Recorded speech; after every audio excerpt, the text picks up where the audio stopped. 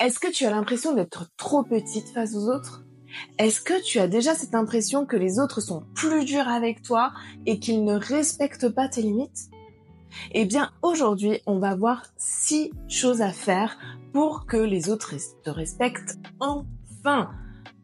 Et c'est particulièrement vrai si tu as le syndrome de la gentille fille. Tu ne sais pas ce qu'est le syndrome, je t'invite à aller voir la vidéo qui correspond à ce syndrome de la gentille fille et à faire le test sur le pouvoir du non juste sous cette vidéo. En attendant, on commence tout de suite avec le point numéro 1. Le point numéro 1, c'est respecte-toi en premier. Alors je sais, tu as l'habitude de ne pas forcément prendre soin de toi. Tu as des mauvaises pensées sur toi, tu te juges automatiquement. Ta vie est faite autour de cette mauvaise impression de toi-même. Eh bien, aujourd'hui, il suffit d'inverser déjà la tendance et de commencer par se respecter soi-même.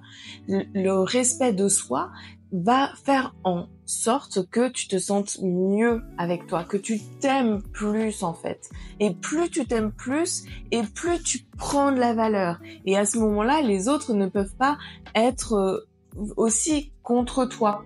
C'est-à-dire que tu sais ce que tu vaux, tu sais qui tu es, et finalement tu peux l'affirmer avec plus de facilité au monde. Plus tu te respectes finalement, et plus les autres vont te respecter. Parce que naturellement, il y a quelque chose qui fait que on n'a pas envie de te marcher dessus parce que tu sais qui tu es et tu l'affirmes pleinement au monde. Donc la première chose que tu devrais faire aujourd'hui, c'est vraiment savoir qui tu es, quelles sont tes valeurs, qu'est-ce que tu aimes particulièrement chez toi et faire en sorte de l'ouvrir au monde, mais de bien te connaître finalement. Le point numéro 2, d'arrêter d'être bien tout le temps. Alors ça, c'est le fameux masque social que tu vas porter à longueur de temps. C'est-à-dire que dès que, des fois, tu vas te lever, il y a le sourire qui se met sur ton visage. Alors ça va être très naturel, hein, je ne dis pas le contraire, mais ce sourire-là va durer dans le temps, tellement durer que même quand ça va pas, tu vas garder le sourire. Même quand intérieurement il y a un orage, une tempête qui se déclare, tu gardes ce sourire. Et ça, c'est très problématique dans le sens où on est des êtres humains. Et que si tu gardes le sourire tout le temps, il y a quand même quelque chose de très robotique et il y a une interprétation humaine. C'est-à-dire que, en gros, tu peux pas être bien tout le temps. Ce n'est pas possible, humainement parlant. Les gens se relient pour les émotions, la joie, mais ils se relient aussi parce que ils ont cette sensation d'être entendus parce que l'autre a vécu les mêmes choses. Tu vois, si par exemple, je te parle de mes douleurs et que quelque part toi tu vas tout le temps bien, j'ai presque culpabilisé de me dire que moi je vais pas bien parce que toi tu vas tout le temps bien. Alors que, à l'inverse, tu aimes que l'autre aussi parle de ce qui ne va pas et tu aimes soutenir les autres. Et en fait, il y a ce lien de réciprocité qui n'existe pas lorsque tu gardes cette façade de je vais bien tout le temps. Donc l'objectif aujourd'hui, c'est pas juste de faire genre tomber le masque et de dire tout ce qui va pas dans ta vie, c'est simplement d'exprimer un petit peu plus lorsque ça ne va pas à tes amis, lorsque tu ne te sens pas bien, lorsque parfois tu as des doutes, de aussi prendre soin de toi dans ces moments-là, de te relaxer, de prendre un bon bain, et c'est aussi ok que tu préfères prendre un bon bain que de voir des gens, et de dire aussi, de compatir à l'autre en parlant aussi de ton histoire, en disant aussi lorsque toi, tu as ressenti cette sensation, ce qui va créer un lien fort, un lien relationnel très fort avec l'autre personne.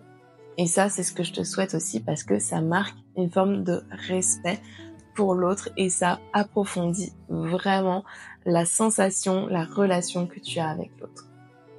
Point numéro 4, ça va être de communiquer. Évidemment, vas-tu me dire, c'est une évidence, pour se faire respecter, il est important de communiquer. Mais comment communiquer quand tu vois que tu es dans un groupe d'amis et que d'un seul coup tu n'oses pas du tout intervenir, couper la parole, parce que pour toi c'est pas forcément bien de couper la parole, parce que dès que tu coupes la parole à quelqu'un, ça veut dire que tu ne l'écoutes pas en fait, que tu es mal poli. comment faire pour finalement t'exprimer, communiquer, imposer un certain respect finalement dans la communication de groupe. Eh bien, tout simplement, ce que tu vas faire, la première astuce que je vais te donner, ça va être d'appeler une personne du groupe par son prénom. De dire « Hey Jennifer, au fait, etc. » et de engendrer la conversation là-dessus ou de rebondir sur quelque chose, mais en nommant la personne. Parce qu'en réalité, tu vois bien que dans une foule, si on donne ton prénom d'un seul coup, ça attire ton attention. Alors c'est peut-être pas forcément pour toi, mais justement, quand ton prénom ressort quelque part, d'un seul coup, ton cerveau va faire le focus dessus. Et rien que ça, tu vas marquer l'attention sans pour autant couper la parole de quelqu'un, mais simplement en ayant ce prénom en tête.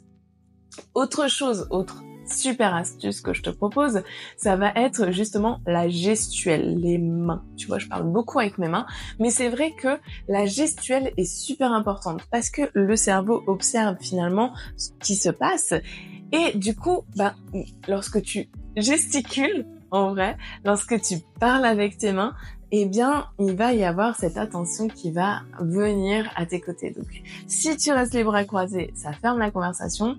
Donc, essaye d'avoir cette gestuelle, ce truc avec les mains pour dire « Hey », tu vois, « Hey », entraîne-toi à faire ça.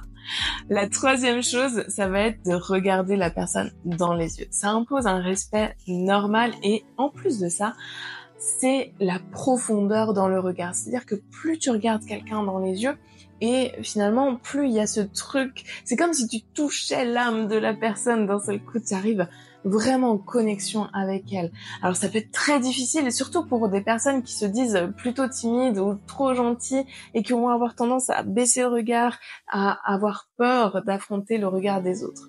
Là, c'est un exercice pour aller en profondeur avec l'autre et te relier à elle. Et de faire cet exercice-là, ça permet forcément d'avoir beaucoup plus confiance en soi et finalement d'imposer une relation, disons, une discussion avec la personne que tu as en face de toi. La cinquième chose, j'allais dire sixième déjà, mais non. Cinquième chose, c'est d'arrêter de t'excuser à longueur de temps. Combien de fois tu t'excuses dans la journée? Vraiment. Et pourquoi, en fait? Tu t'excuses pour tout et n'importe quoi. Désolé de, je m'excuse. C'est comme quand une personne te dit, je vais pas bien, et que tu dis, je suis désolée que tu ressentes ça. Mais pourquoi, en fait? Et plus tu vas t'excuser, en fait, et plus finalement les autres vont avoir cette impression que c'est normal que tu prennes la responsabilité des choses. Tu vois, c'est comme à chaque fois tu vas t'excuser de l'autre qui a fait mal une chose, par exemple, au travail, c'est toi qui vas prendre la responsabilité. Et du coup, c'est là où tu deviens un paillasson. Parce que en réalité, tu permets aux autres de se reposer sur toi. C'est toi qui vas t'excuser. C'est toi qui vas t'excuser du comportement de ton conjoint, c'est toi qui vas t'excuser du comportement de tes enfants, c'est toi qui vas t'excuser du comportement de tes collègues. Et tout le temps, ça va être ça, ce qui fait que, en fait, tu donnes l'autorisation aux autres de te piétiner. Et ça, ce n'est plus possible aujourd'hui. Dis-toi que l'excuse, en fait, eh bien, elle vient d'une sincérité où là, c'est normal de s'excuser. Alors, peut-être que tu sais pas quand est-ce que c'est normal de s'excuser. Ce n'est pas normal de s'excuser lorsque, par exemple, tu donnes ton avis. Parce que c'est ton avis. C'est normal d'avoir un avis. Et c'est ok que ton opinion ne soit pas le même que l'opinion de quelqu'un d'autre. Ce n'est pas normal de s'excuser de demander une faveur. Tu vois, c'est pas normal, logiquement, de s'excuser lorsque tu appelles quelqu'un et que tu dis « Excusez-moi de vous déranger ». Non, en fait. Ce n'est pas normal de faire ça. C'est simplement, tu demandes une faveur. Elle est acceptée, elle n'est pas acceptée. Bref, tu demandes un conseil, tu demandes quelque chose à quelqu'un. Ne t'excuse pas d'être là, tout simplement. Tu es présente et c'est normal. Tu t'excuses simplement quand tu as fait quelque chose de mal, quand véritablement tu penses que là, il y a eu une douleur qui a été émise, en fait. Tu peux être désolé, vraiment, tu peux t'excuser parce que ton comportement n'a pas été le plus optimal, finalement. C'est à ce moment-là que tu dois t'excuser, pas pour le reste. Et plus tu apprends ça, et plus, finalement, tu vas arriver à te faire respecter naturellement parce que tu n'as plus besoin de t'excuser pour tout et n'importe quoi. La 6e et dernière chose que tu devrais faire aujourd'hui, c'est avoir une posture de confiance, ok?